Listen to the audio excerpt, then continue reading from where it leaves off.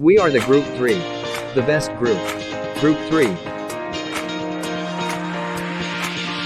Today, we will talk about the Osgood-Schramm model of communication as you can see on the screen. Listen carefully. So, what is this Osgood-Schramm model of communication? Let us find out through the help of our friend, Google. Here it is. Let's zoom it up. So it says here that the Schramm model of communication seeks to explain how meaning is transferred between individuals, corporations, and others. And that it is the most commonly taught and widely used theory of communication, is that proposed by Wilbur Schramm in the late 1940s. Google also provided us images of the said model of communication. Let's look into one. Wow! So as you can see in this model, there is the encoder, interpreter, decoder, and the message. Message. A message is a discrete unit of communication intended by the source for consumption by some recipient or group of recipients.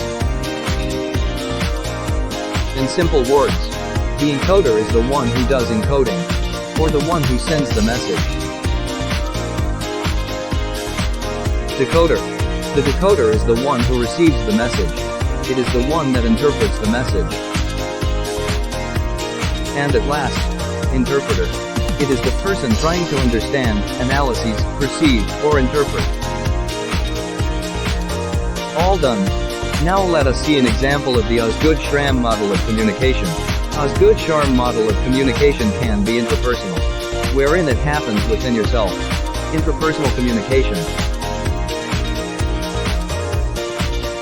Osgood-Schramm model of communication can also be interpersonal, wherein it involves two persons.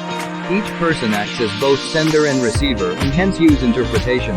Interpersonal communication. These are the advantages of this Osgood-Schramm model of communication. First, it is a dynamic model for it shows how a situation can change. Second, it shows why redundancy is an essential part. Third, there is no separate sender and receiver. Sender and receiver is the same person. Fourth, assume commute. The one and only disadvantage of this model is that it does not talk about semantic noise, and it assumes the moment of encoding and decoding. Thank you for listening. Once again, we are the Group 3. And here remember,